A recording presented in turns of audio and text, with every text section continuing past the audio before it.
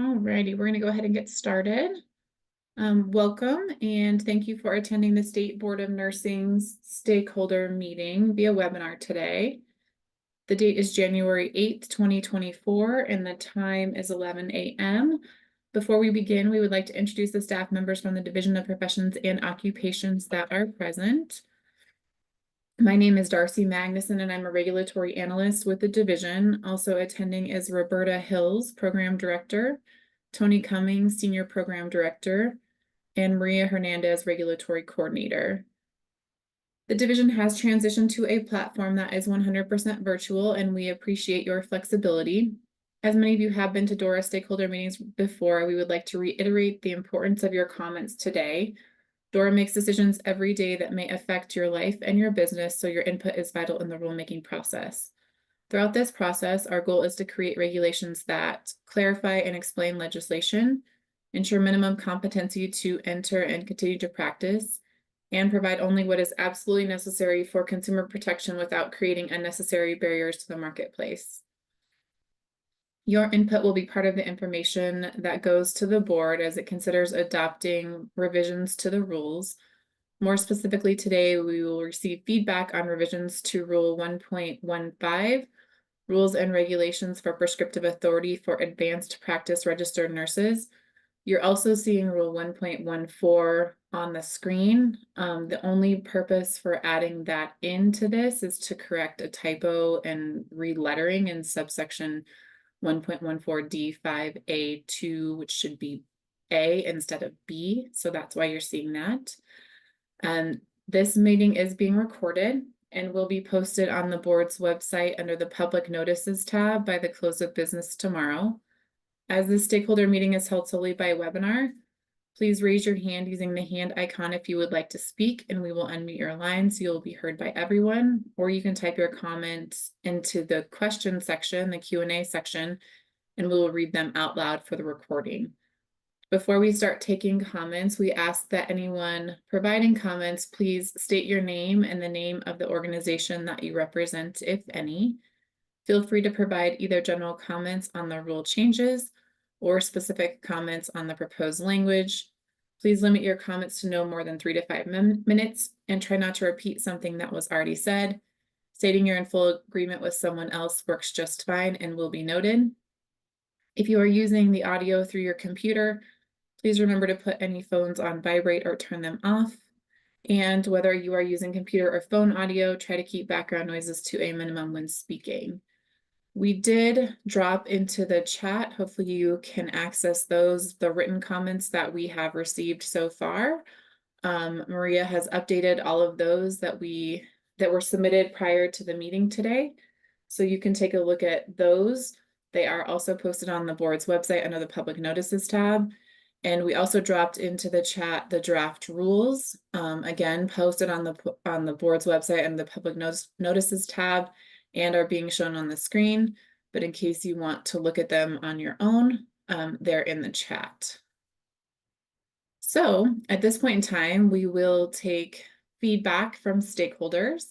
So you can raise your hand using the hand icon and we will unmute you, or you can type into the Q&A. I do see we have one hand raised. Alexandra Himmel, I have unmuted you. We should be able to hear you when you unmute. Hi, yes. My comment was going to be for the Rule 1.15, number 4.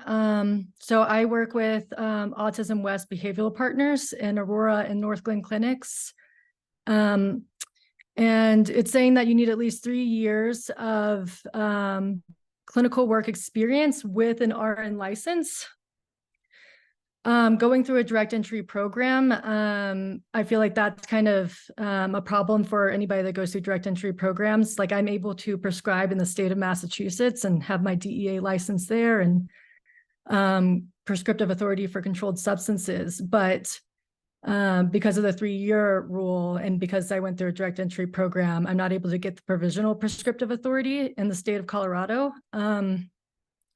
So kind of just want to bring awareness to that, and that as the direct entry programs become more popular, this might become more and more of an issue for the state of Colorado. And I have noticed that some other states have kind of found a way to accommodate these, and that being, maybe longer supervision for individuals who didn't have the prerequisite like RN license for a certain number of time.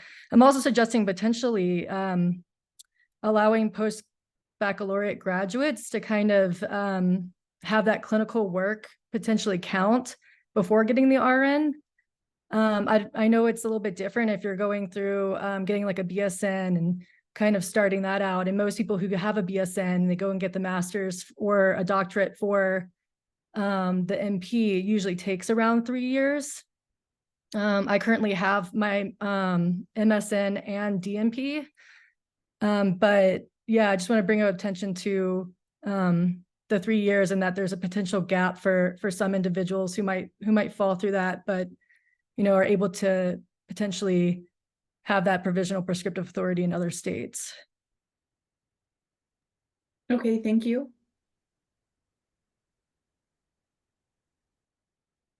Next, I show Megan Wagner. Megan Wagner, you are unmuted on our end.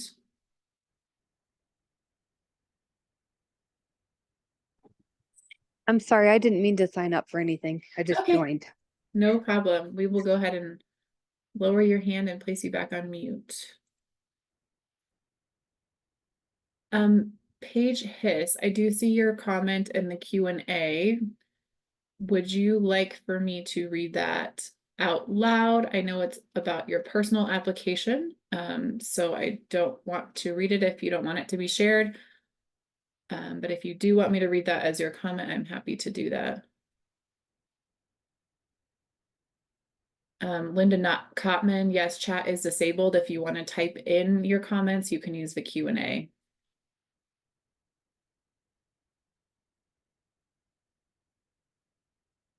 Okay, written comment through the Q&A from Paige Hiss. I recently got this response back from my application for unrestricted DEA. On December 19th, 2023, Panel A of the Colorado State Board of Nursing reviewed your appeal to determine if a mentorship in reconstructive and plastic surgery correspond with family nurse practitioner scope of prescribing practice, primary care across the age span. After careful consideration, the board tabled their decision and requested that you provide more detail on your mentorship information of clinical hours since graduation. The board does not want CEUs. The board wants details regarding clinical prescribing since you obtained your provisional prescriptive authority. Please explain your clinical work prescribing in your mentorship. And the question is, can you expand on how I can be more detailed so that I don't have to keep going back and forth with sending and being declined?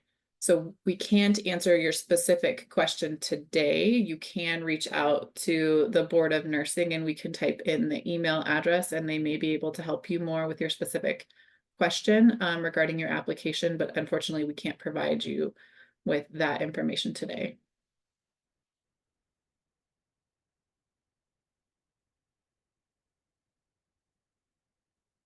I have a raised hand and I will likely mispronounce your last name, so I apologize. Kimberly Nadayo.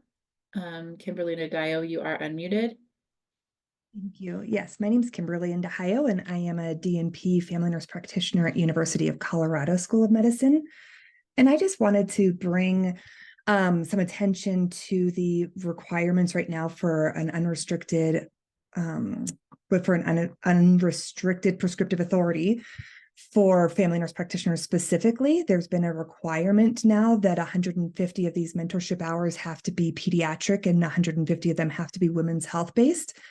And that is creating a bit of an issue for any nurse practitioners who go as new graduates. They have all of the other requirements. So they have the 3 hours of training, 3 years of training, and then they also have completed all of their mentorship hours. But if they're doing it in a specialty clinic, they don't necessarily have that specific requirement of 150 hours of pediatric and of women's health.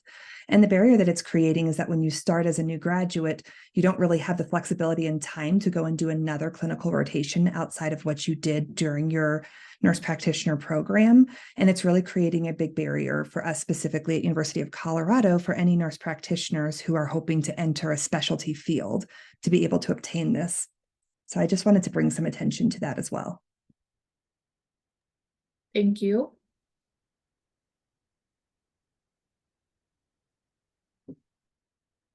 The next raised hand is Chantel Richardson. Chantel Richardson, you are unmuted on our end.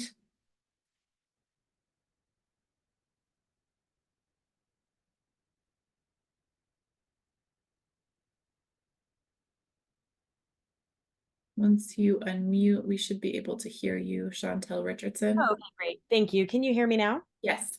Thank you. Yes, I wanted to bring to attention that I submitted my required 750 hours for an application back in June.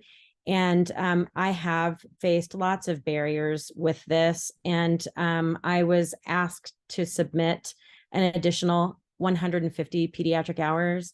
And I did want to also raise attention that this was not clarified prior to me obtaining my 750 required mentorship hours. And it is causing an extreme amount of hardship for me, both financially and trying to achieve obtaining the additional 150 pediatric hours that are required. And I do just want to point out that when I did go to school, I did do a significant amount of pediatric hours, mentorship wise, along with women's health and others. So had I known and had the board clarified that I needed to do specific areas such as 150 pediatric hours that were isolated, then I would have done that prior to getting an NP job separately. And it is causing quite a bit of hardship on myself and my family, trying to figure out how to get the additional hours, although I did submit 810 hours that were listed for the requirement. So I just wanted to bring that to the board's attention. Thank you so much. Thank you.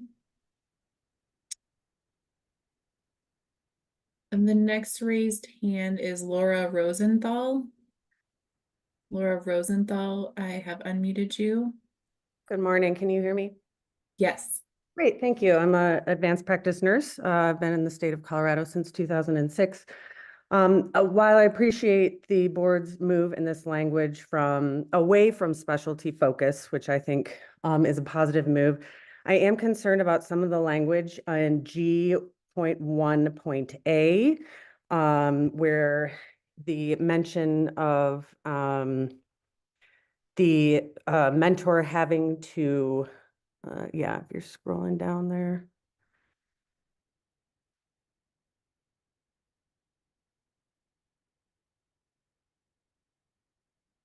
Well, I'll go on as you're having to there it is, keep going a little bit right here. As part of the verification, the mentors shall attest that the RxNP demonstrates competence in prescribing. I think that language needs to be clarified extremely. I don't know what the definition of competence is and how they are going to demonstrate that. And then my second concern is just a little bit lower in G.1.C, where it states that this, I believe it's the second sentence, or actually the first, the student or the RxNP shall submit to the board in a form and manner approved by the board. I don't know what that means as well. I would like some clarification and language on what that exactly would entail. Thank you very much. Thank you. The next raised hand is Paige Hiss. Paige Hiss, you are unmuted. Hi, can you hear me? Yes. Hi, I'm also a nurse practitioner working on getting my unrestricted DEA. Just kind of to further go off of the last couple comments, I'm having trouble with just the kind of the vagueness of the requirements. The wording of them is kind of confusing, and I'm not really sure like exactly what to submit, and what I have submitted has been declined. And then the same point as getting those pediatric and women's health hours, like I work in a specialty clinic. I work Monday through Friday. I don't know how I'm supposed to get pediatric and women's health hours in a specialty type clinic. And same goes, I did them in school, plenty of them, more than the requirements that the board is mentioning. And I submitted those in hopes that that would be enough. But then they sent that response back about that they want the hours to be after I got my restricted DEA. And it's, if we're going to allow family nurse practitioners to work in specialty clinics, I think we need to kind of adjust these rules. And I'd appreciate that consideration. Thank you. Thank you.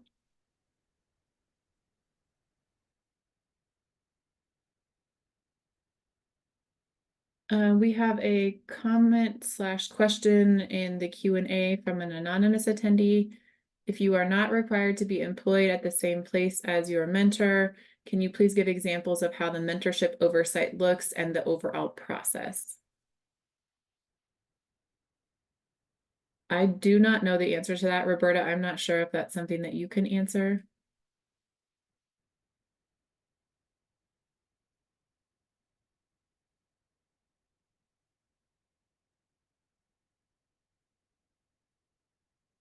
Oh, it looks like, let me see. I thought Roberta may not be able to. 1 second.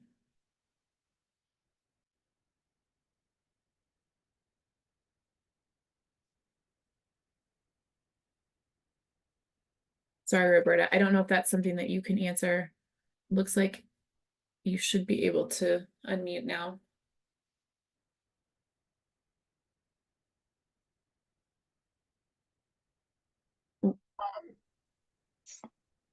So I think the rules identify that you can have a mentor at a distance, but that you create an arrangement where they are reviewing your work.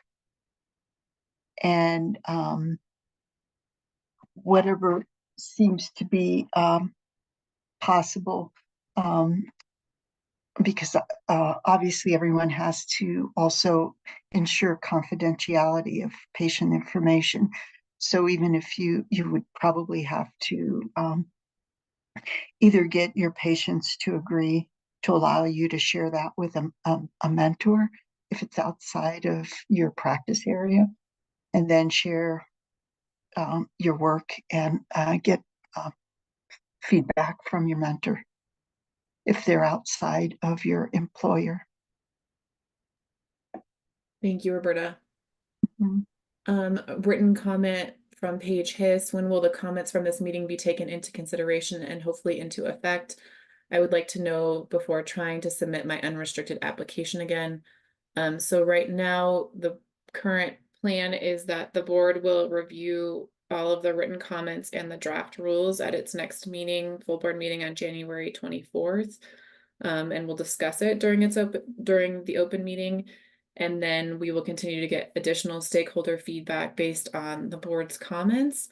And the rulemaking hearing is scheduled for April 24th of this year. So that's the current tentative plan.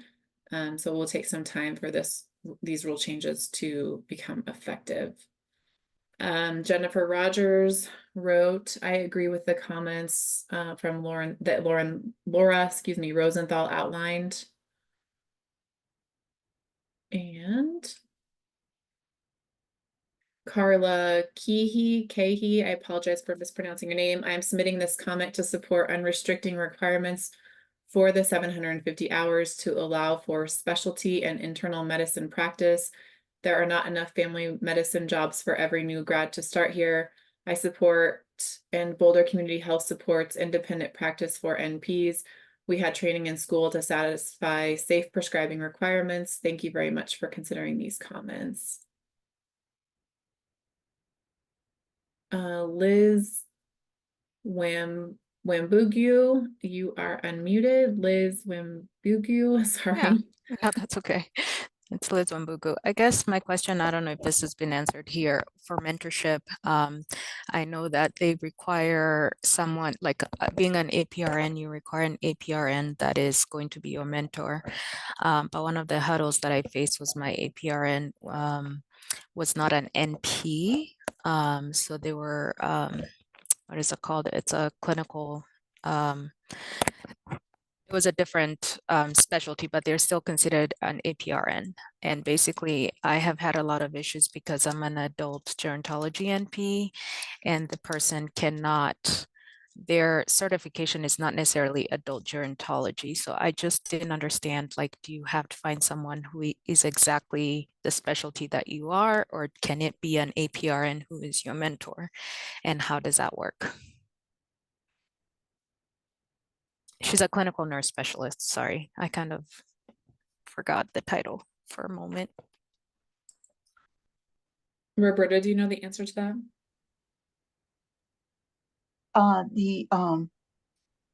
The answer is that people have to be certified in using the approved certifications that are for your particular advanced practice population focus. So you can't have these specialty like wound care certifications. You have to have the proper certification. Yeah, and she's not a wound care, she's a clinical nurse specialist. So she's not, right. They don't have, you know, when you look Yes, at her they do. board, They yeah. do, but some people became clinical nurse specialists prior to the requirement for the certification. And for those folks, we don't have problems with that as long as we know that they're meeting our requirements. If they by chance let their license go expired and then they come back, then they do have to have the current requirement, which would be that certification. But everybody has to have the population focused certification that goes with your particular graduate degree.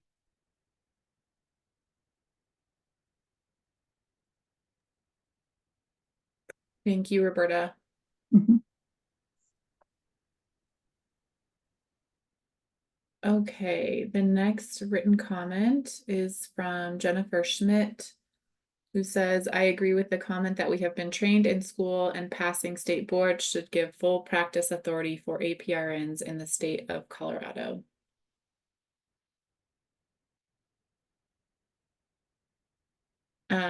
Liz Wambugu said she's been a CNS since the 80s, so didn't have that requirement then and hasn't had her license lapse.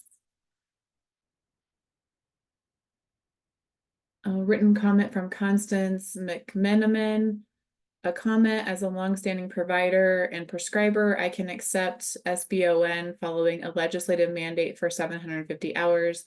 I believe the intent of the 750 hours is for NPs to gain confidence in prescribing patterns within their professional roles and develop a network for prescribing practices such as other NP physicians, pharmacists.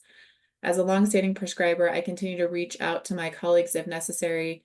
It is not the time to debate the fact that all NPs have graduated from a credentialed academic program, have competency in clinical judgment, and had national certification, but it is the time to allow NPs to get their 750 mentoring hours in their current practice setting.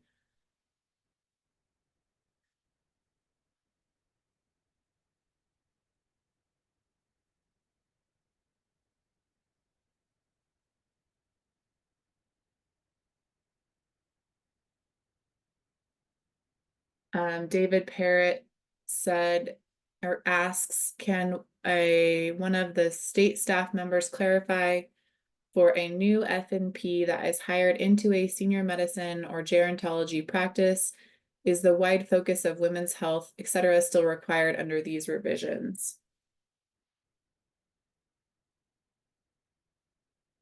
And I think that's covered, or unless I'm mistaken. Roberta, do you want to answer that? I'm not sure if we're showing it on the screen. I think my understanding of these revisions is that we have questions about your mentorship prior to you completing the 750 hours. It would come to the board for review and they would give you guidance. So I didn't see that this changes a process. The current process is you do the 750 hours, you send in your documents for full, and then the board gives you guidance. So this puts the guidance up front. Thank you, Roberta. Chantel Richardson, I would like to clarify that when I submitted my full prescriptive authority application in June 2023 with 810 completed mentorship hours, the board requested that I submit an additional 150 pediatric hours in order to be approved. Had I known this was going to be a requirement, I would have made sure that this was included prior to submitting my application. This was not clarified on the board site. I want to stress that I did have the required hours across the lifespan as specified prior to graduating from my FNP program. Please take this into consideration. Alexandra Hemmel, I just want to add this to my statement about potential change to Rule 1.15 subsection 4. Instead of the required 3 years, have it changed to post-RN number of clinical work hours for provisional prescriptive authority, 1,500 hours of relevant clinical experience with a RN license. This would make it more accurate. Adeline Ewing, how does the board plan to evaluate what falls into the population focus? Will they want evidence of mentorship in all areas of the APRN? Is all areas the APRN is licensed for, or just the population focus that the APRN plans to practice in?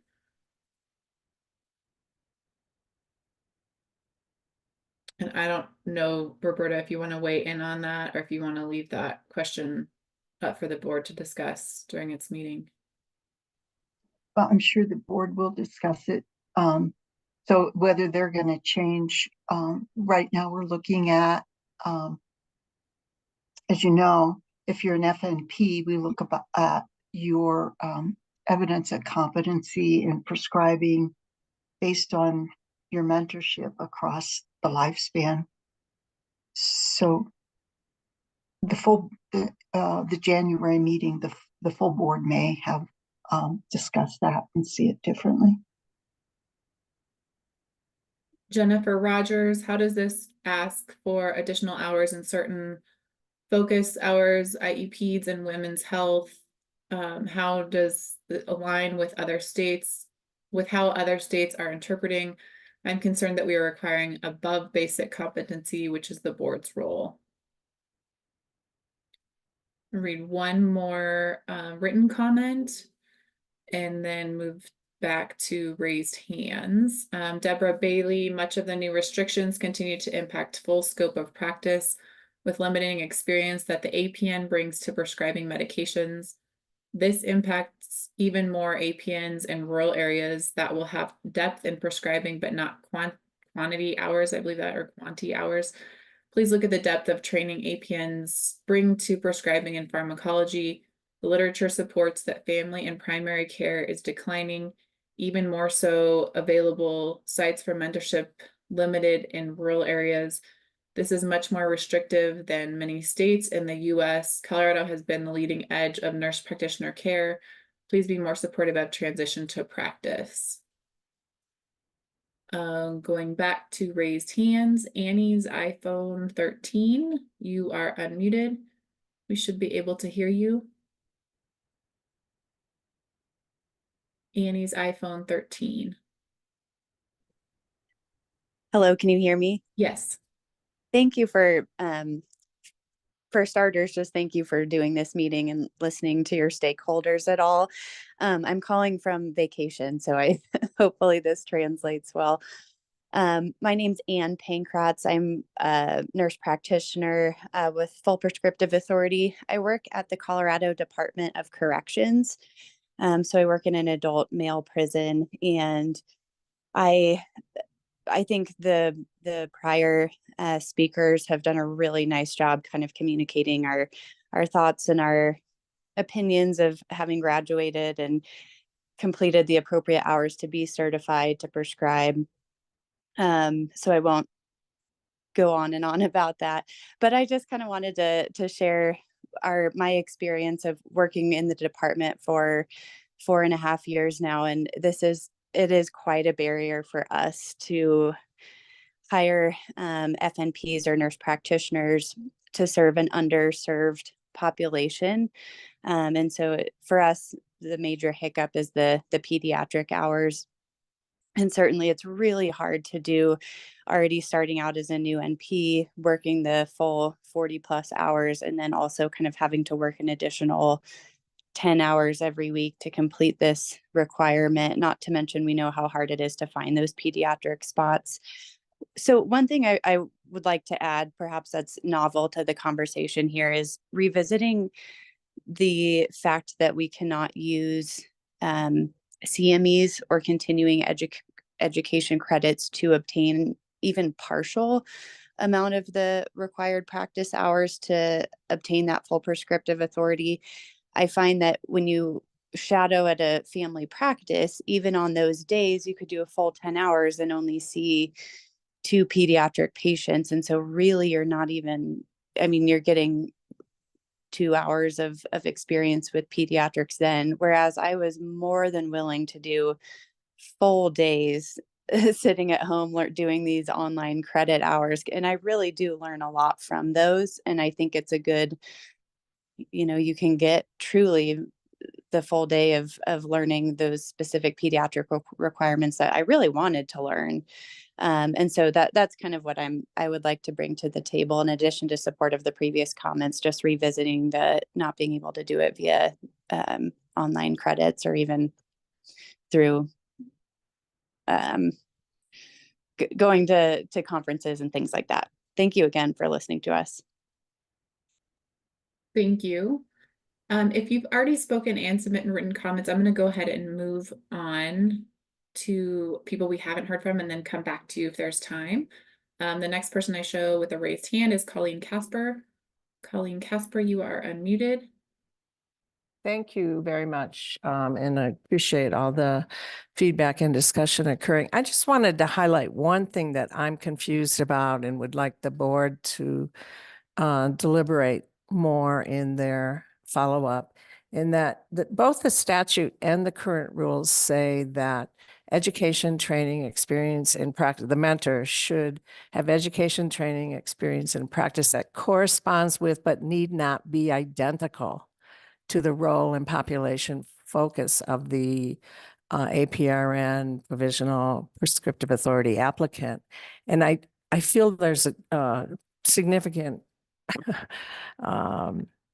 discongruity as the rules go on further, and certainly the newer rules being proposed. So I would just like to remind the statutory background, please, and thank you. Thank you. Next is Julie Unruh. Julie Unruh, you are unmuted. Hi, thank you. I joined this meeting a little late. I apologize for that. I think I'm in a unique position as far as my experience and what I've done since I graduated in 2005. I'm a family nurse practitioner working in a specialty of surgery, and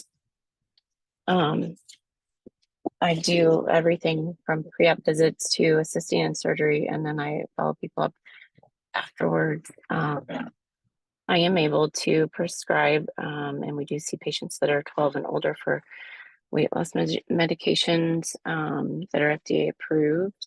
But I apologize for joining this a little bit late. I wanted to see how that would affect me in the future, seeing as I've done this specialty for basically the whole time I've been a nurse practitioner.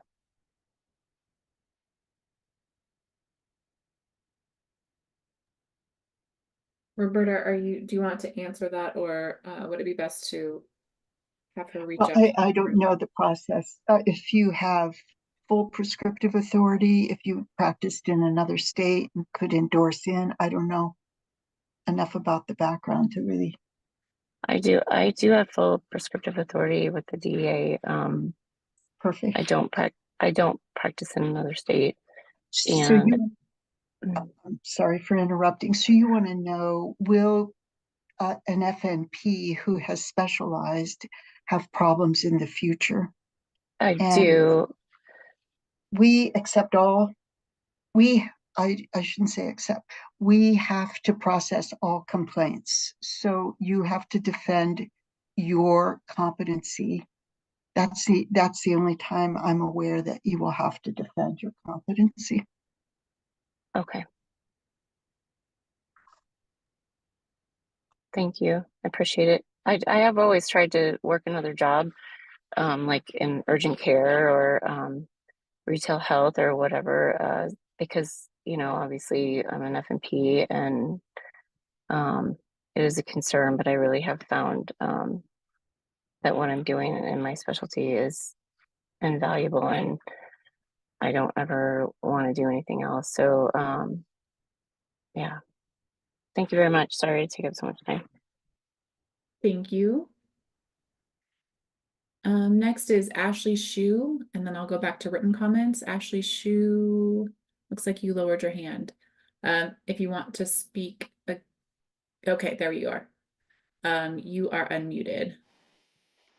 Hi, good afternoon. My name is Ashley Shu. I'm the State Policy Director for Colorado at the American Association of Nurse Practitioners.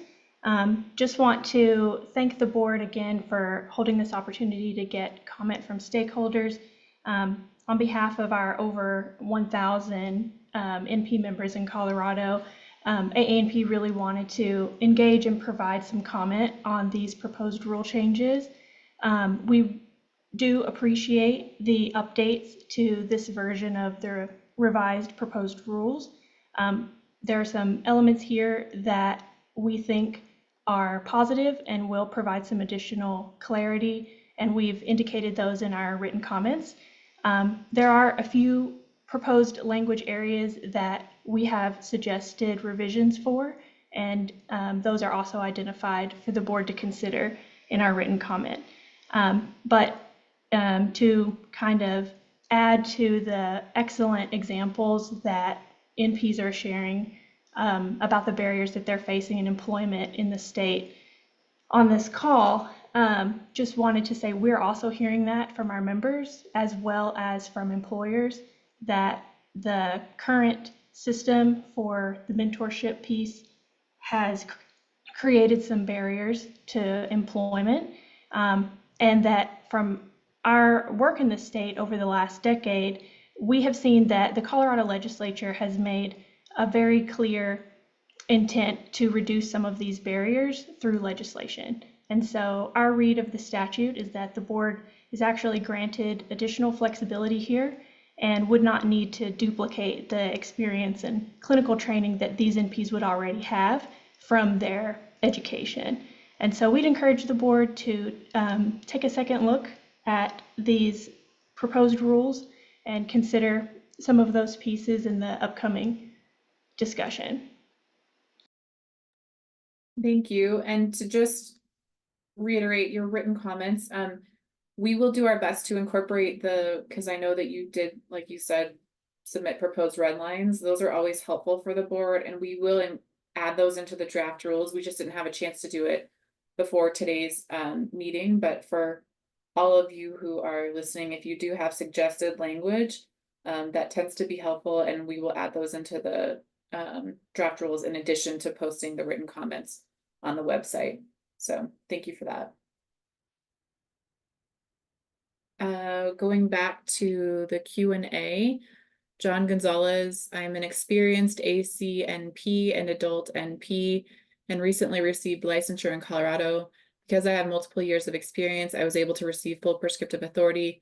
The process was smooth and expedient. I understand how the expectations for FNPs can cause difficulties with obtaining their full prescriptive authority. I support their comments.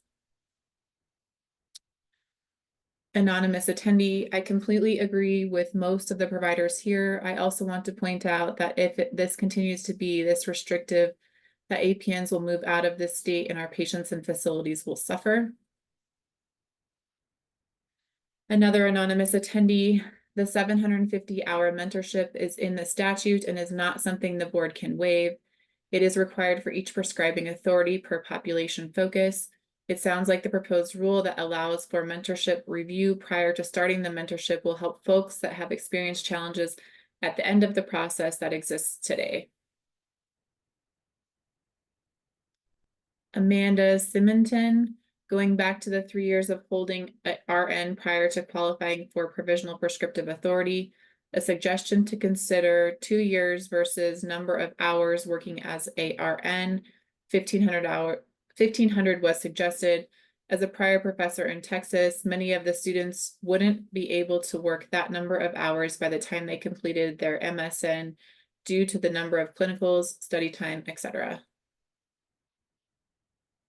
Jill Marks, in support of what she is saying, clinical placements are already difficult and a major barrier for students and increased enrollment. Adding additional hours for persons who have already graduated places additional stressor on a system that is already above capacity. Karen Zink, I agree with Connie McMenamin. The intent of mentorship is potentially diminished with the degree of difficulty for achieving it by having separate mentors for certain areas of focus for family nurse practitioners. The interpretation of the statute is certainly a barrier to practice for FNPs. Having a consistent, committed mentor is more important than having the FNP run around to get the specific hours from different mentors. It is also very difficult to find mentors who are willing to have an FNP drop in for 150 hours of PEDS, etc. Thank you for listening. Darlene Bass, an FNP and family practice MD or DO can be a mentor to satisfy the required 750 hours to a pediatric NP for RxNP, right? Roberta, you're the expert here, not me on that. So I'll let you Correct. weigh in. That is correct. Okay. Jennifer Rogers, agree with Deborah Bailey comments. Jennifer Rogers, as employers learn about the requirements or restrictions, we'll move away from hiring FNPs, which impacts our practice, as well as patient access, despite the moral distress on the FNP.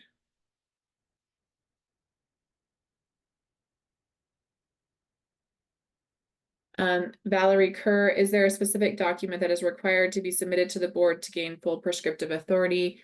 And if so, where can that document be found? It's on the board website and it's under licensing applications, or license applications is the link, and then you'll do advanced practice link and you'll see prescriptive authority. And then if you open, there should be another one that says for full prescriptive authority on there. And what we can do is if you're having a hard time locating it, I will drop into the chat the board's email address. And so you can always reach out if you can't find it on the board's website. And we can definitely help you. And that's the end of written comments. Going back to raised hands, Paige Hiss. You are unmuted, Paige Hiss. Hi, thank you. Sorry, I just wanted to give like a little bit of insight to the board from Roberta's answer to the guy's question about still needing the clinical hours in pediatrics and women's health if he's working in an adult gerontology setting. I felt like this was similar to my experience, so I wanted to give some insight that I work in a surgical specialty as well. And so I did what Roberta had suggested and submitted everything, and then the board was supposed to kind of give me some insight on whether they accepted my experience. But in that response, it just felt the response felt very vague. So if the board could consider giving more detailed instructions on what we need, that could be really helpful, because they just kind of say they want details about clinical prescribing, but in my opinion, I already submitted that. So their review of my application just wasn't super helpful. Thank you. Thank you.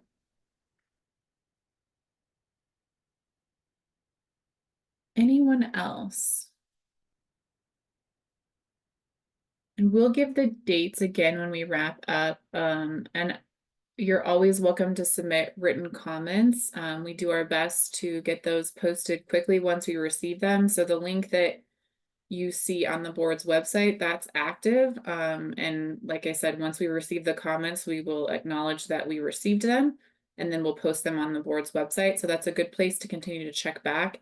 And it's all in the same place. Like I said, another public notices tab, you'll see everything grouped together with the draft rules, the written comments, and that's the same place where this stakeholder meeting recording will be as well. So it's a good place to look. Katie Dickerman, I work with new FNP hires and guide them in this process for my institution, many of whom are hired for specialty practices. My experience working with dozens of these early career APRNs is that their feedback from the board following completion of the provisional requirements is widely variable in terms of whether or not they need additional hours in peds and women's health, and how many hours for each. This can be very stress-inducing for both the FPN and the employer.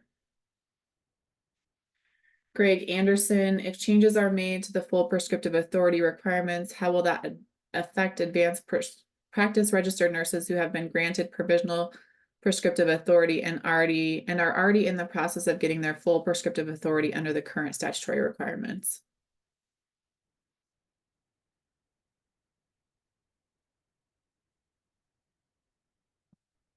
Roberta, do you want to answer that? I think it's still the same, right?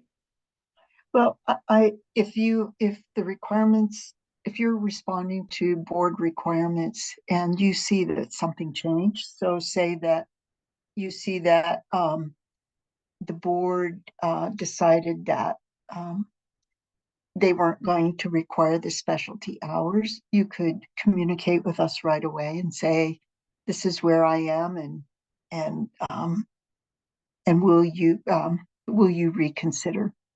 So we do look at reconsideration if you see that something changed and you're kind of in the middle of trying to meet the board's requirements. I think that's about the best I can do.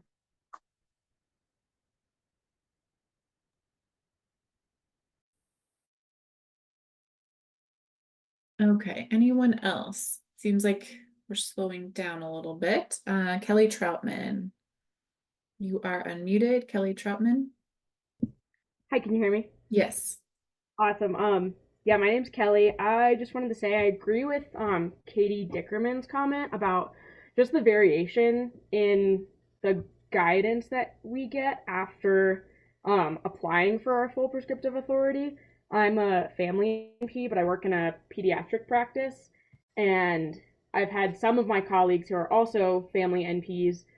They get their guidance back, and some have been required to get an additional 50 hours, and then I was required to get an extra 350 hours, which is a huge difference, and that, is pretty, with my schedule right now, is pretty much impossible. So just, yeah, same thing, just there's a lot of variability, and if that could be, if I had known that going into it, or if at least there was some consistency, it would be a little easier to deal with as, a new NP. Thank you.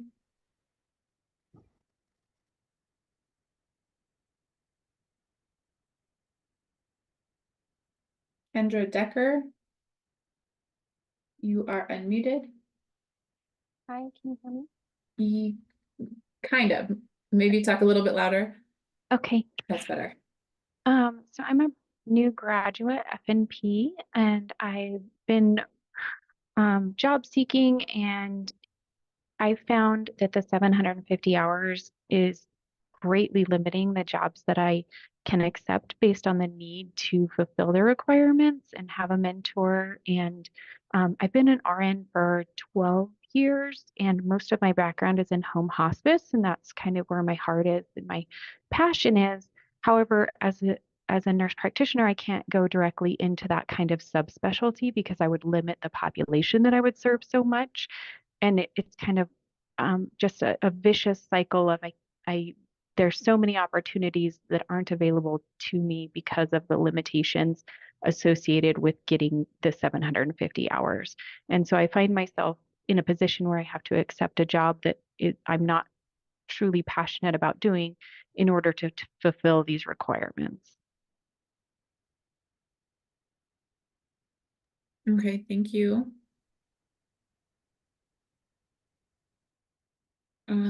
Written comment from Constance McMiniman. My hope is that the board works to gain clarity that all the FNPs who have been caught in the chaos get full practice authority grandfathered in. Going forward, as the Board of Nursing gives direct guidance, they will be forewarned. Anonymous attendee, another concern is there is no consistency from the board in who they choose to grant full prescriptive authority to versus who they are requiring to submit additional mentorship hours. For example, there are multiple cases of 2 FNP working with the same population with the same experience, applying around the same time, and one is granted full prescriptive authority and the other is required to submit additional hours for their application is denied, and their application is denied.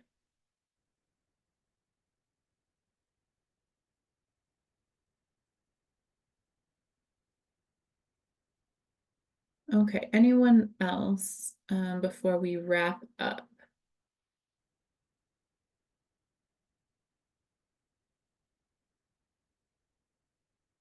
Like I mentioned, this will not be the last stakeholder meeting prior to the rulemaking hearing, which is scheduled for April, and we will continue to accept written comments. I will go over the dates again when we finish up, but the board will discuss at its meeting in January. Members of the public will not be able to address the board at that meeting on January 24th. However, we will continue to get stakeholder feedback after that. So you're welcome to listen during that meeting, but we won't be asking for comments from stakeholders during that meeting.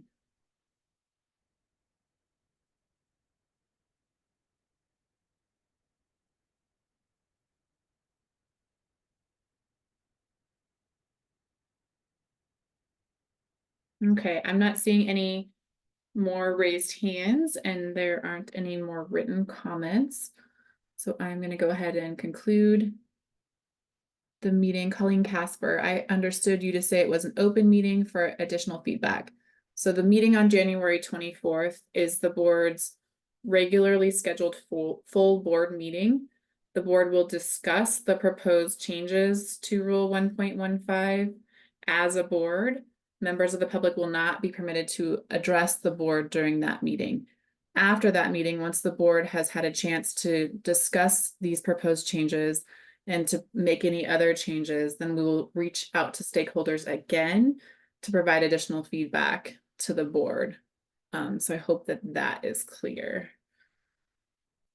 It can be a little bit confusing, so we want to make sure that we give you all the information that we can. So if you ever have any questions, you're welcome to reach out to either the Board of Nursing or the rulemaking email address that's provided on all of our notices, and we will be happy to clarify any questions that you might have.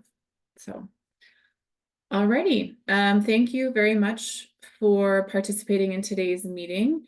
As part of this collaborative process, all comments and program recommendations will be provided to the board for review before the board's full board meeting on January 24th. Any proposed revisions by the board will be made available to stakeholders for additional comments prior to the board's rulemaking hearing, which is tentatively scheduled for April 24th of this year.